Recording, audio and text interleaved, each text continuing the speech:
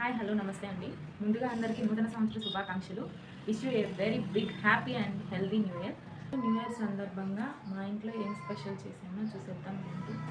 ఈ ఇయర్ మొత్తం బిగినింగ్స్ అయినా ఎండింగ్స్ అయినా స్వీట్గానే మొగవాలి, స్వీట్గానే స్టార్ట్ అవ్వాలి అని చెప్పి స్వీట్ చేశాను. పాయసం అండి, రాగి ముద్ద అండి. ఇది చాలా టేస్ట్ ఉంటుంది.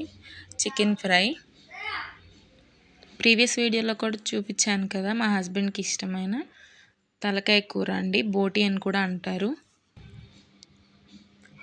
టమోటా రసం చికెన్ ఫ్రైలోకి కాంబినేషన్ బాగుంటుంది. వేడి వేడి వైట్ రైస్.